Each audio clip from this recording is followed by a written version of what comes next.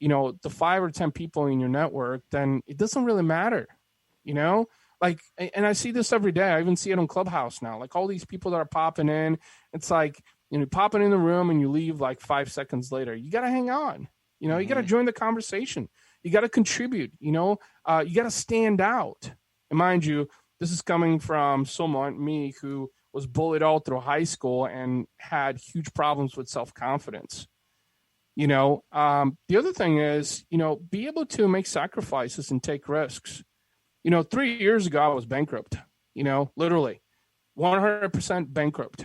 And 3 years fast forward, like 2020 was my first 6-figure year, and honestly, because I diffused all the noise, really. I diffused all the noise. I stopped listening to people who haven't done the things that I want to do.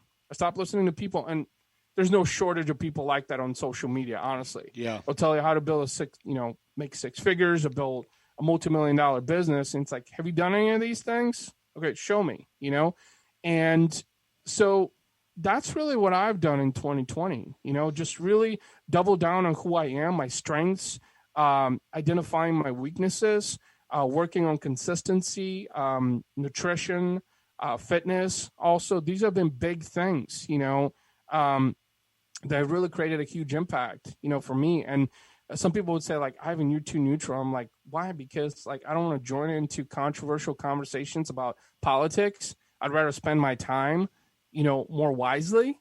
Like, I mean, really, because that's what people are doing in 2020. You know what? It's adding fuel to the fire in social media. I know plenty of people who are multimillionaires that barely use social media, So that's another thing, is just that, don't drink the Kool-Aid. Yeah. Just because they told you to drink the Kool-Aid. Yeah. Don't drink it. Sure, I'm a huge social media aficionado. I love social media, but one thing that I've also done this year is, try to be more diligent with what I post on social media. To be more cordial with my efforts, to where I'm not spending a tremendous amount of time. It's important to connect with people and build relationships, and that's what social media offers. But at the same time, you have to draw a line, because I look at my billables, I look at client work, I'm trying to scale my business, going into 2021. And it's like, what's more important? Be out there bullshitting with people on Facebook, or, doing actual work that's going to move the needle for my business and be able to bring me that much closer to my goals and dreams. And, Jim, I'll tell you this. Another thing that I faced in 2020 is haters. So many of them. Mm-hmm. In fact, I think I removed 500 people from my Facebook friend list that I recall in my mind just in 2020. Yeah. Because I don't care about thousands of friends. In fact, as Ed Milet would say, you're one relationship away from changing your life. You could meet that person today, tomorrow, the day after. That would help you change your life. And I think too many people misconstrue that, especially in social media. A lot of entrepreneurs think that I need to meet as many people, you need to be in front of as many folks as possible. Yeah, you need to create attraction, but there's also a fine line of how much time you spend in doing that. And then the biggest thing is your personal brand too. That's another thing that I spent a lot of time in 2020 is in meaning, I'm out there publishing social video on Instagram, on Facebook.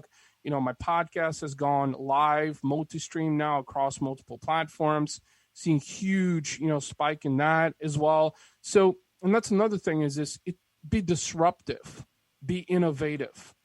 And I, of all people, I'm not. I mean, I remember going back to 4 years ago, doing social videos, and like now, like everybody's doing social videos for their personal brand. It's like, okay, I've been being ahead of the curve.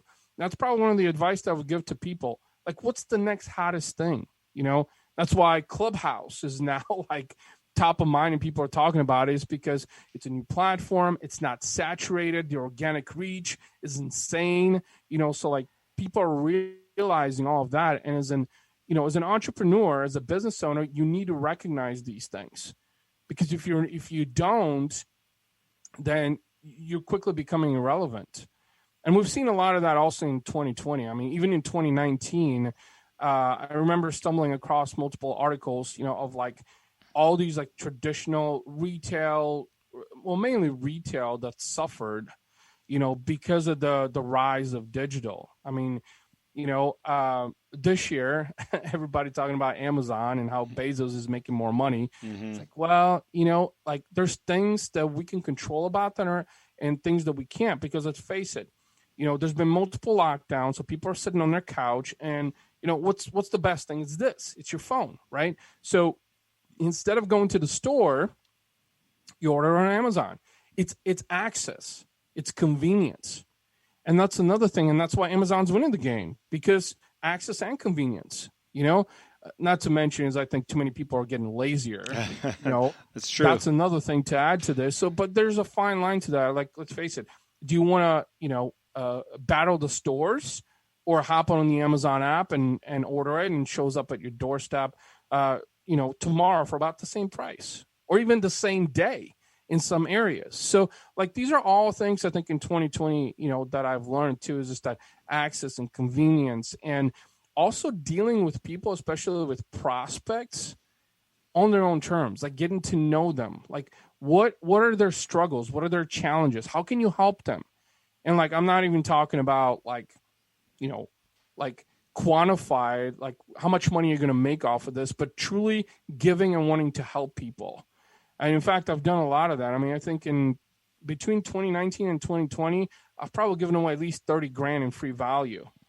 And that's why, at the end of the year, I've seen a lot of people do like these discounts and giving away these massive programs, like $2,000, $5,000, $10,000. And I'm like, you're devaluing your product and your service by offering these massive discounts because it's losing value, right? If you were to charge, let's say, $10,000 for a course or a program or something, and now you're giving it away because it's end of year or after Christmas, it devalues itself.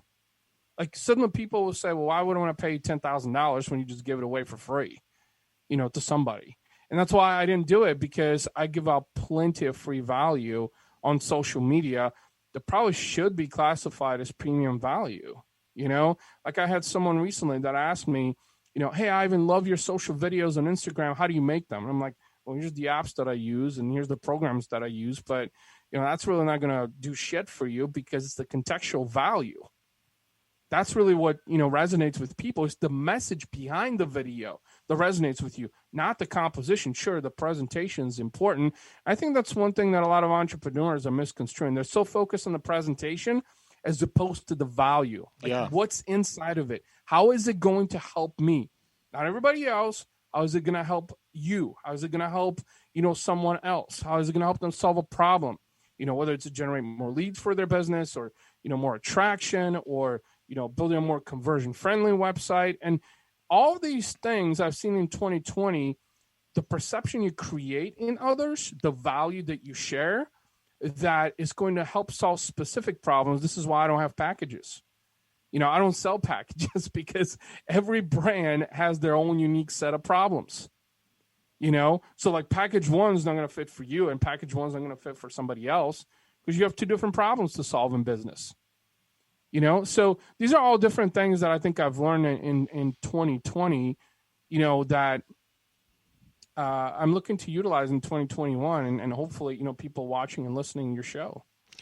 Well, what's interesting is you've rattled off a number of things that you've learned in 2020 that can be applied in 2021 for everybody, regardless if they're in social media or if they have a social media platform or if they're just in business. One that really stuck out to me is your own brand. And I think the bulk of people are on social media, but what they don't realize is even though their business might not pertain to social media, people still look there to find out more about you, especially if you're looking to hire somebody. Maybe it's a corporate job or an entry-level job. I gave some life coaching to a young man under 20 looking for a job, and I took one look at his social media. I said, you're going to have a hard time getting a job with that social media. And he never connected the two, right?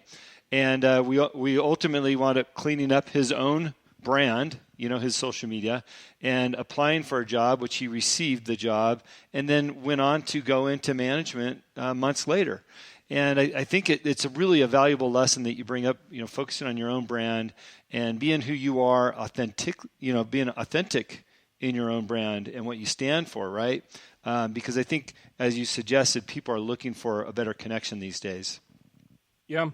Well, the personal branding, I want to talk about that a little bit because I personally never saw it as a personal, like I don't see myself as a personal brand, even though I am. Mm-hmm. Everyone has a personal brand. Yeah. But here's the thing about that is why you need a personal brand is because of relatability, right? So you relate to other like-minded people. Like I'm a guy who's very direct, very transparent. I throw F-bombs around, and I really don't give a shit about what most people think. I just don't. Either relate to me or you don't. We either have common interests or we don't. I'm not going to spend time, Ty Lopez said this, is that, don't sell to those who are not sellable. Right. Don't waste your time, because I've done that. I've spent a valiant amount of time, even one of my clients now who they sort of had this gray area. And then I realized that, I spent probably a couple hours via text message educating them and telling them why something is the way. And mind you, I'm very technical. I build a lot of websites and stuff like that. So it was actually a WordPress discussion. And he was somewhat fluent. I mean, he is somewhat fluent in WordPress, but like literally spent 2 hours explaining the technical aspects of something. Why is it? Like just going back and forth on messages. So, but at the end of the day, you need a personal brand for relatability. That's why I do it. And interestingly enough, you mentioned life coaching, because let's face it, whether you're looking for a job or you're trying to attract prospects in any business. In fact, I've got a client who's in the mining industry, honestly, very, very niche. And their social media blew up and they had zero social media. We just started doing their social media 2 months ago.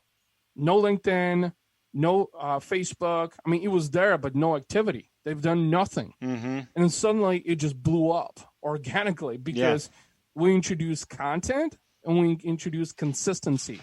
And suddenly started creating attraction. In fact, they've been able to generate several organic leads that could end up to multi-million-dollar deals.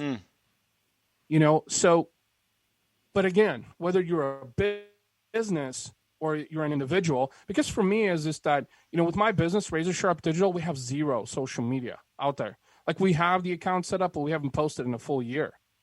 And here's why, is because I've doubled down and made the decision that I'm going to focus on my personal brand and who I am and telling the world my story, because my story relates to a lot of people. In fact, one of the tech startups that I work with out of Chicago, one of their co-founders recently actually messaged me. Mind you, I've been working with them for 9 months now, and said, Ivan, absolutely love your story, man.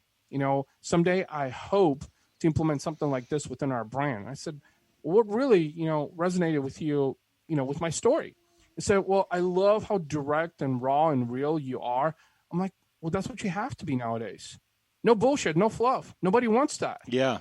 Yeah. You got to be very transparent and real and honest and integral in everything that you do. And that's me. I literally pour my entire self on social media almost. On my Facebook profile, I talk about my family. I talk about things that we do with my kids. We talk about holidays. I share bad experiences. I share good experiences. But that creates relatability.